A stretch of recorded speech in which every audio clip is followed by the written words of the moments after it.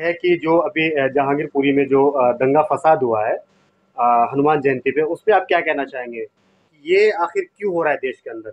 देखिए, सबसे पहले मैं कहना चाहूंगा कि मंदिर मस्जिद गिरजाघर ने बांट दिया भगवान को। जी। धरती बांटी सागर बांटा, मत बांटो इंसान को। कि मंदिर मस्जिद की जो राजनीति है, इसने भगवान को बांट तो दिया ही था। आज हम भगवान में, ईश्वर में, अल्लाह में हम उनको ढूंढते हैं, मंदिर में, मस्जिद में जाके, गिरजाघर में, चर्च में जाके तराशते हैं, जबकि भगवान तो साक्षात इंसान के अंदर है।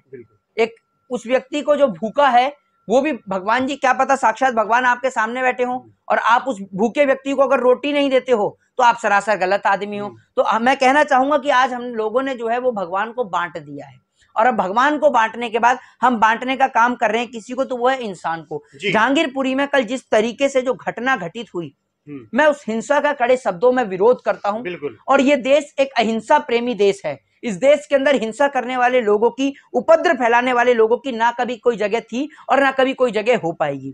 कल जिस तरीके से जहांगीरपुरी के अंदर दंगा हुआ, इससे पहले रामनवमी के पावन पर्व पर मध्य प्रदेश के अंदर दंगा हुआ, कर्नाटक के अंदर हिजाब का विवाद उत्पन्न हुआ।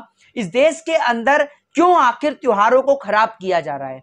चाहे रमजान हो, चाहे नवरात्रि हो, चाहे फिर वो भगवान श्री हनुमान जी का जन्मोत्सव हो, हनुमान जयंती का पावन पर्व हो, आखिर क्यों ऐसे पावन अवसरों पर, इतने प्रिय त्योहारों के ऊपर देश के अंदर दंगे होते हैं? एक लंबे वक्त से लोग इंतजार करते हैं ऐसे पर्व आने के लिए, लेकिन जब ऐसे त्योहार आए उस वक्त जो है इस तरीके से जो घटनाएं हो जाती है, तो इसको लेकर के आप क्या कहना चाहेंगे? कि मैं इसको लेकर के एक बात कहना चाहूंगा कि क्या इस देश के अंदर लोगों के मन से, लोगों के जहन से पुलिस का भय निकल चुका है? क्या इस देश के अंदर लोग पुलिस से डरना बंद कर चुके हैं? क्या इस देश के लोग अब पुलिस से नहीं डरते हैं? क्या इस देश के अंदर के लोग अब न्यायपालिका से नहीं डरते हैं जो इस प्रकार के दंगे कर रहे हैं? दिल्ली पुलिस को कुछ ऐसी कार्रवाई करनी चाहिए इन दंगाइयों के खिलाफ कि इससे दंगाइयों को सबक मिले और वो दोबारा इस प्रकार की हरकत ना कर सके। जिन लोगों ने भी दंगे किए हैं, उन लोगों का कोई जाति, कोई धर्म, कोई मजहब नहीं होता है, क्योंकि आतंकवादियों का कोई धर्म, कोई जाति, कोई मजहब नहीं होता। ये दंगाई लोग हैं।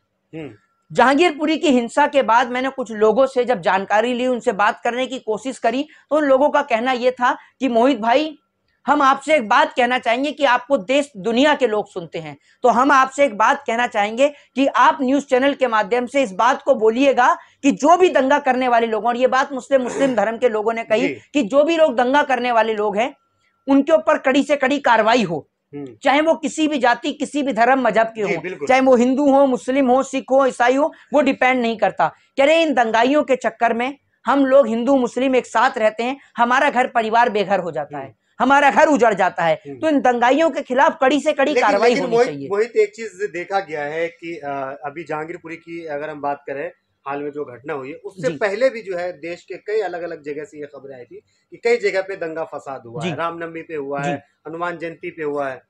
देखिए, रामनवमी के दिन जो हुआ घटना, उसके बाद आप देखिए कुछ लोग ऐसे लोग हैं इस देश के अंदर जो उपद्रव फैलाने का काम करते हैं। मैं इस देश के अंदर उन लोगों को भी उतना ही गुनहगार ठहराता हूं जितना गुनहगार मैं कल के लिए जिन लोगों ने पथराव किया उनको ठहराता हूं। जिन लोगों ने मस्जिद के बाहर झंडे लगाए वो भी गलत हैं, वो भी आतंकवादी की श्रेणी में आते हैं, और जिन लोगों ने कल पत्थर बरसाए वो भी आतंकवाद की श्रेणी में आते हैं। वो दोनों ही लोग किसी धर्म या जाति से नहीं हो सकते हैं, क्योंकि धर्म एक सुदृढ़ धर्म होता है, धर्म एक सरल धर्म होता है। धर्म लोगों की इज्जत, लोगों का आदर, लोगों का सम्मान, लोगों से प्रेम करना सिखाता है। धर्म में कहीं नफरत की जगह नहीं लिखी है, चाहे वो धर्म हिंदू का हो, चाहे वो धर्म मुसलमान का हो, चाहे वो धर्म सिख का हो, चाहे फिर वो धर्म ईसाई का हो। सभी धर्म लोगों से प्रेम, लोगों का सम्मान, लोगों की इज्जत करना सिखाते हैं। जो लोग दंगे फसाद करते हैं, एक दूसरे का खून बहाते हैं, रक्त बहाते हैं, वो लोग किसी धर्म के नहीं हो सकते। लेकिन मोहित, जो अभी दंगा फसाद हो रहा है पूरे देश में अलग अलग जगह पे, इसके ऊपर जो है एक आरोप ये भी लग रहा है कि जो खास पार्टी है एक देश की, भारतीय जनता पार्टी है, और उसके ऊपर आरोप लग रहा है कि कहीं न कहीं जो है जो ये पार्टी है 2024 की तैयारी में लगी हुई है। भारतीय जनता पार्टी, इस बात में कोई दोहराई नहीं, और इस बात को कहना भी पूर्ण रूप से गलत नहीं होगा कि भारतीय जनता पार्टी इस देश के अंदर धर्म की राजनीति नहीं करती है। भारतीय जनता पार्टी पूर्णतः धर्म की राजनीति करती है, और धर्म की राजनीति भी सिर्फ इसलिए नहीं करती है कि इससे हिंदू धर्म के व्यक्तियों को कोई फायदा हो, इसलिए करती है कि भारतीय जनता पार्टी को धर्म की राजनीति करने से कुर्सी प्राप्त होती है।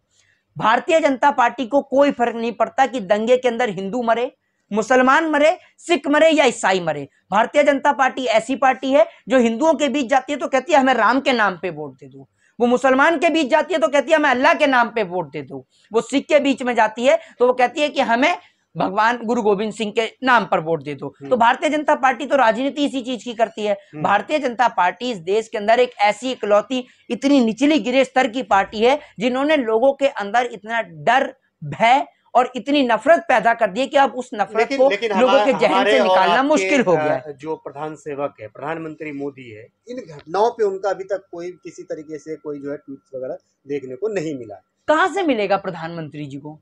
प्रधानमंत्री जी को वक्त हो तभी तो वो देश की ओर देखें कि देश के अंदर हो क्या रहा है। आखिर देश के अंदर आंतरिक गृह कलेश शुरू हो गया है, गृह युद्ध जैसी स्थिति उत्पन्न हो गई है, लेकिन देश के प्रधानमंत्री का आता पता नहीं है, देश के नेताओं का कोई बयान नहीं है। क्या इस देश के अंदर, इस देश को भारतीय जनता पार्टी का एक ही मकसद है, जो काम ईस्ट इंडिया पार्ट 2 की ईस्ट इंडिया नहीं कर पाया, जो काम डलहौजी नहीं कर पाया, वो काम भारतीय जनता पार्टी करना चाहती है, और वो काम है हिंदुस्तान के टुकड़े करना। भारतीय जनता पार्टी हिंदुस्तान को हिंदू, मुस्लिम, सिख, ईसाई के नाम पर 4 भागों में विभाजित करना चाहती है, और भारतीय जनता पार्टी हिंदुस्तान, इस मुल्क के टुकड़े करना चाहती है। लेकिन मैं भारतीय जनता पार्टी को एक बात बता दूं कि इस देश के अंदर जब तक इस देश के देश प्रेमी लोग जीवित हैं, उनके जीते जी तो कभी इस हिंदुस्तान के टुकड़े होना असंभव है, और हम लोग अपने जीते जी इस हिंदुस्तान को कभी बंटवारा होते हुए नहीं देख सकते। अच्छा।